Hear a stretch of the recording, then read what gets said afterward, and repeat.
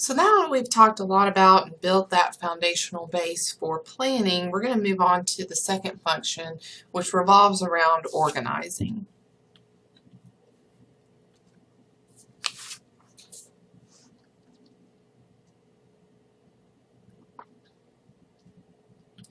So we've got a lot of different examples, particularly around in this area in the Tri-Cities, of these different organizational types.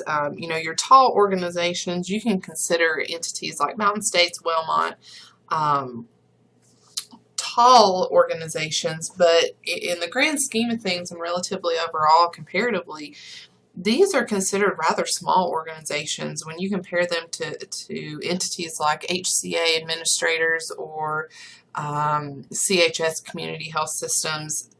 Mountain States and Wellmont are relatively small organizations. So when we talk about tall organization, we're talking about layers, of management, layers of supervisors, layers of administrative professions, which can make communication a little bit challenging in these very, very large organizations.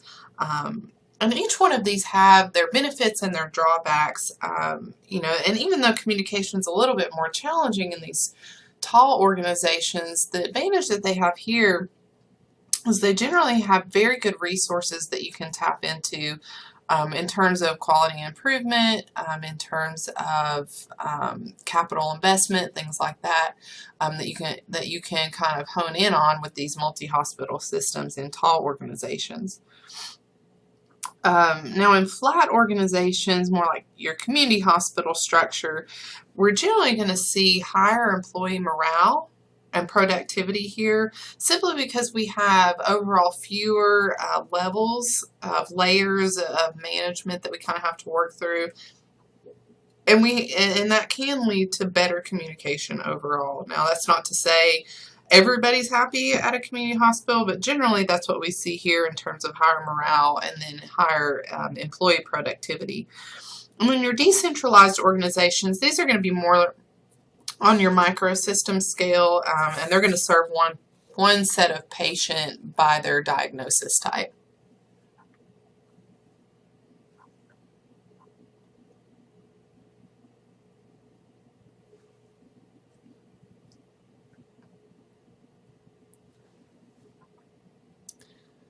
Now make sure to know these different kinds of definitions. We're getting a little more into the academic side here, but it's important that we kind of put definitions with each one of these terms so that you can get a better understanding of it as we go forward and continue to use these. So authority, we already know about. We've talked about that a couple times already. Parity, here we're looking at when when you're given responsibility, you need to have the authority given to you to carry out that responsibility, which can sound a little crazy, but as we've talked about, authority is something that has to be given.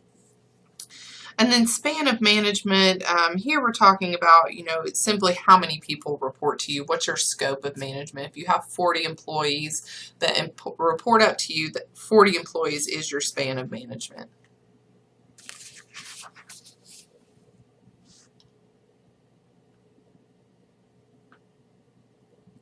So when we talk about the nature of authority, we derive this a lot from a lot of different places, and we discussed these, a little bit in earlier lectures. But going with traditional authority, this is just looking at authority given from the position that particular individual is in, not to the individual itself, but to the job title. People come and go out of positions all the time, so the authority is given to that particular position. And we have rules and regulations where authority is based on the law and the rules. And then we have charisma, where that authority is for people who, people are going to follow those that are most charismatic. So we have those three different natures of authority. Make sure you know those.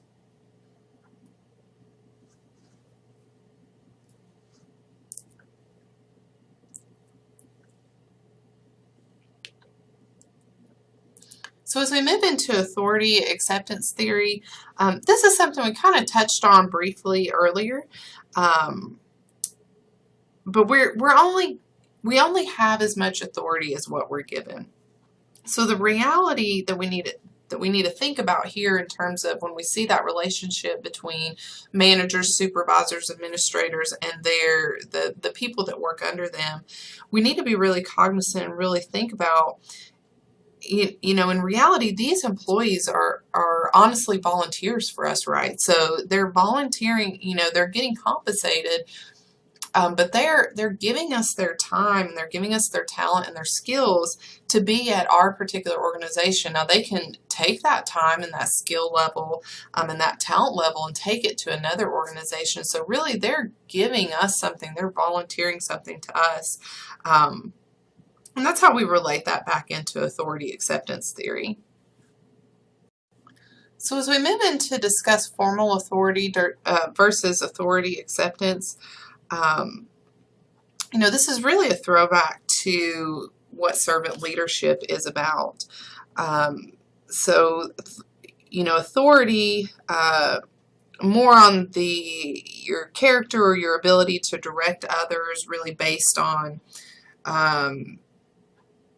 who they are, not really the position, and then power based more on position.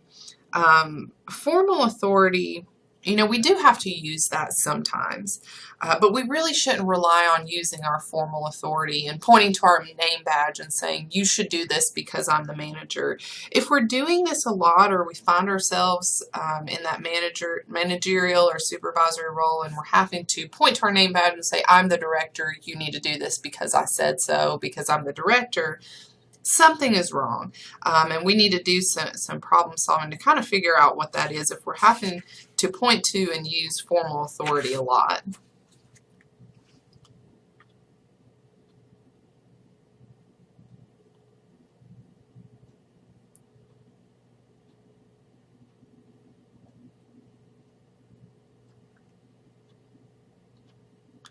So we brought this up a couple modules ago, just the intricacies that make healthcare organizations unique. We see this really interesting dynamic that starts to emerge in healthcare organizations between the dual chain of command that we often find our clinicians particularly involved in. So if you think about it, we have these two kind of tracks, or these two kinds of chain of command between your administrative management and personnel and your medical staff. So medical staff, you know, not necessarily employed by the hospital, but they do carry some type of weight in that overall chain of command. And so we have our clinicians, our nurses, our respiratory therapists, things like disciplines like that work with physicians. And so now they're going to be accountable to both the administrative management and the medical staff, and it works to create a really interesting dynamic situation in the healthcare environment.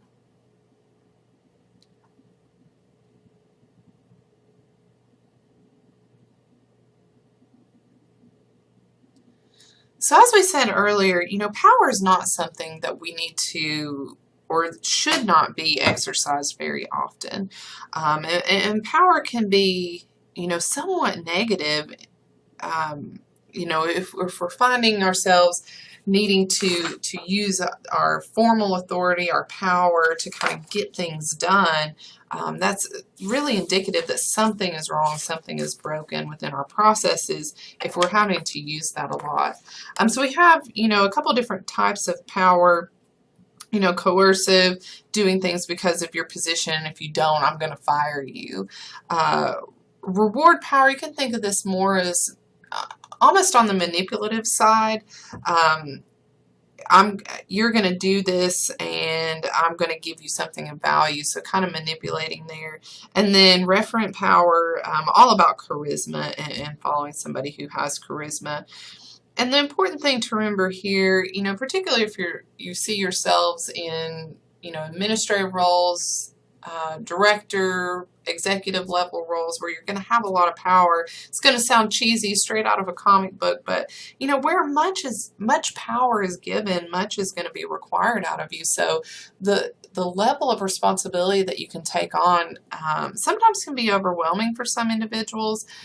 But just remembering that where much is given, much is going to be required of you.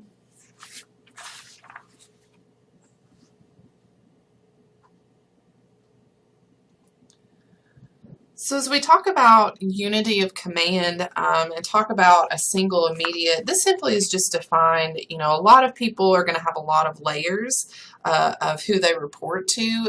So who is your immediate supervisor? So if you think about on a nursing unit, you're going to have your floor staff, your RNs. For the day, their immediate supervisor is going to be their charge or their shift nurse. The immediate supervisor of that charge or shift nurse is going to be the floor manager, the nurse manager. The immediate supervisor of that is going to be the director, and the immediate supervisor of that is going to be the CNO, the chief nursing officer.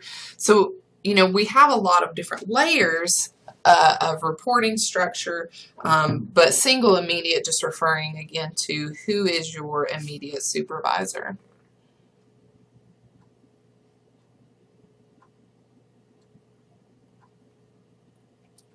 So as we talk about, or what we're referring to here when we talk about these different factors, we're talking here about the span of control and just how can you effectively supervise through your span of control to those that report up to you. So what's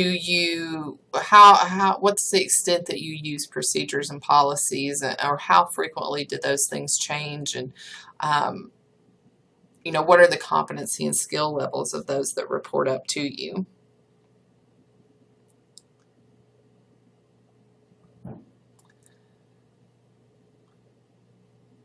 So in terms of span of control and how we use teams, teams can really help and really be beneficial and help to continually expand your capacity for what you're able to do. But remember, going forward, as you start to form teams, it's going to be imperative that you give them clearly defined objectives. And we're going to get into how teams are formed and put together and kind of what you can expect in the next couple slides. So when teams are formed, they go through this almost cyclical process of these 4 different stages, and you're going to see this, I promise you, no matter what field you go into or what field you find yourself in. When you start to form a new team, you're going to see the team go through these different stages of team development, and this is absolutely true. Your job as an administrator or as someone in that managerial role is going to be to explain these different stages to team members to try and ease their transition into the team. And there's something called the Leader's Edge, EDGE, an acronym to kind of help you remember what your role is in each stage. And we're going to go over that throughout the next couple slides. But again, the Leader's Edge, just what you need to do as a leader while your teams are working themselves through each one of these stages. So the first stage, forming, it's the first stage in the cycle. Like I said, these steps are almost cyclical because once you get to performing, you throw a new person into the mix. Now you're back to forming again. So here in this stage, we find our team members, they have really high enthusiasm, really high morale, but they're not really sure where they fit in or how they fit in. So your job here, you can see beside leader, the first letter in that acronym for EDGE, your job here is going to be to explain. Be very communicative with your team members as they go through this forming stage. Now I've got a couple of videos linked up through the next couple slides, and I'm going to go ahead and play them. They're fairly short. But this is from a great movie, Remember the Titans. I don't know if you've seen it or not. If you haven't, I'd really recommend it. But it really displays, what people go through when they're starting to form a team. So we're going to go ahead and play this here, and then we'll move on to storming.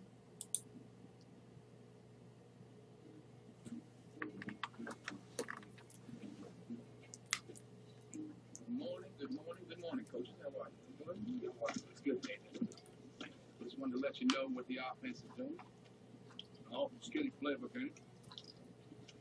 I run 6 plays, split bids like Novocaine. Just get the time, all these works. See you on the bus. Vacation, another turn. Perfect. Go. Yep.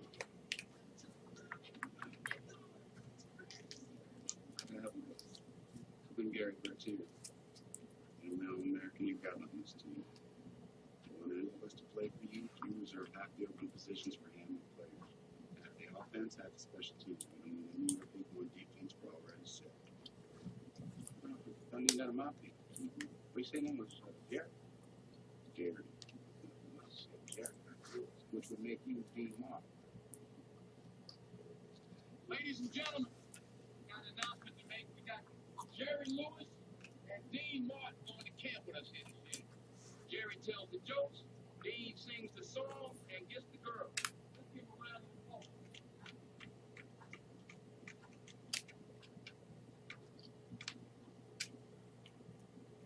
Which? All right, try again. That's my mother. That's your mother. Take good. That's me. You have a mother. That's right in the key.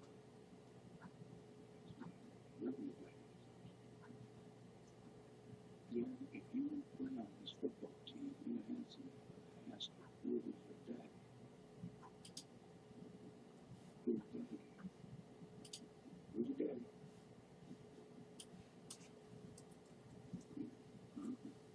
And whose team is it?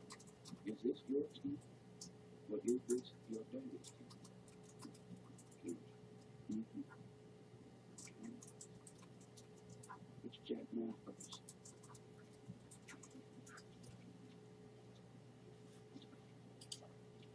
Dean? It's fantastic.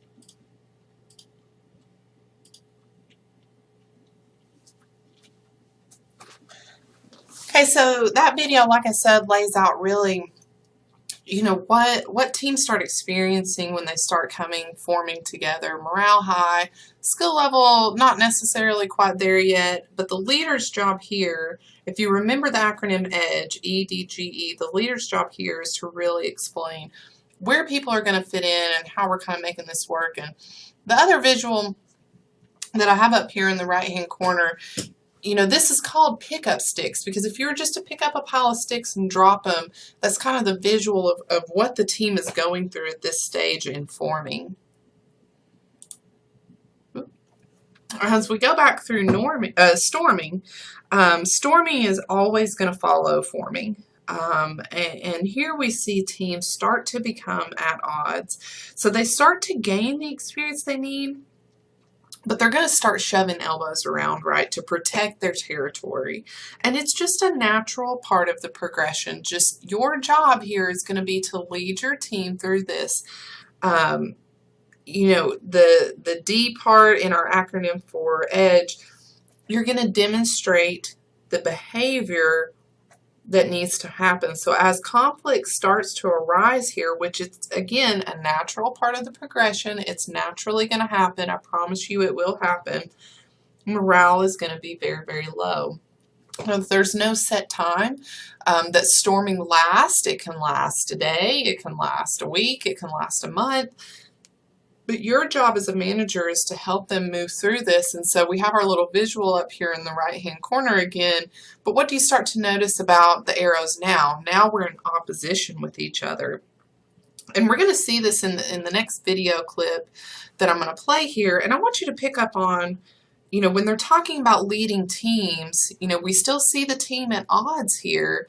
But one thing that is said and is definitely absolutely true and really relates back to demonstrating is that the captain of the team is told attitude reflects leadership. You have to demonstrate, lead by example, how things should work, how things should flow, and you're going to do that as a manager or in that supervisory administrative role through the way you demonstrate and the way you conduct yourself. So attitude really does reflect leadership in this particular stage. And we'll go ahead and play the video here.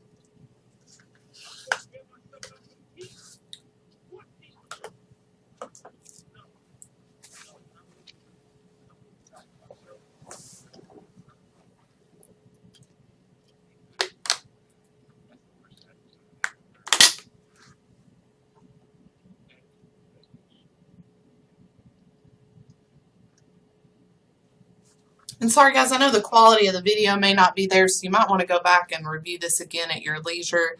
But again, attitude reflects leadership.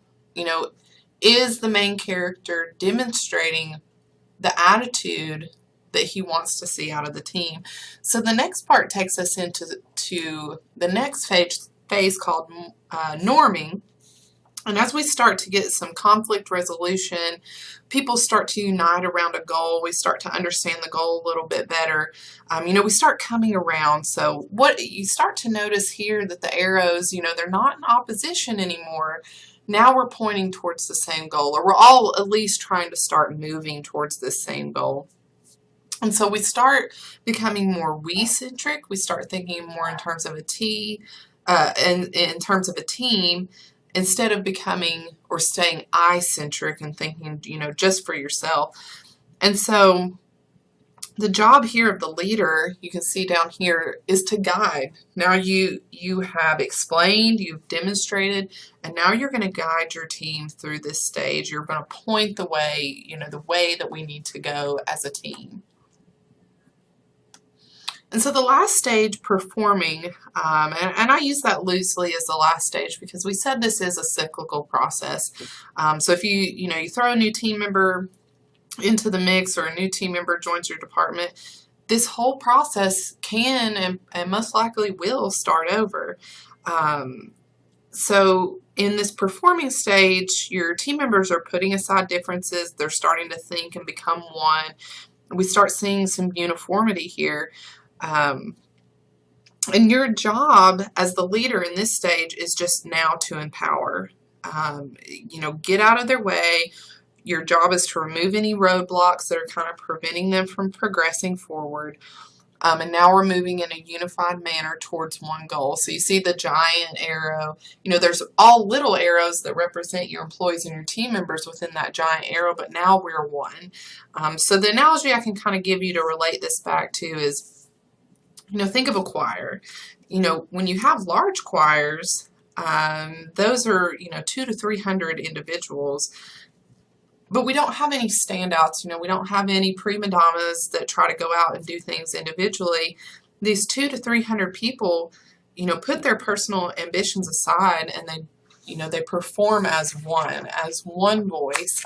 And that's what we see here in this performing stage. So we'll end this particular module with the last video clip. Again, I apologize for the quality of the video, guys. I would recommend you probably go back and review this at your own leisure, and we'll pick up next time after this video.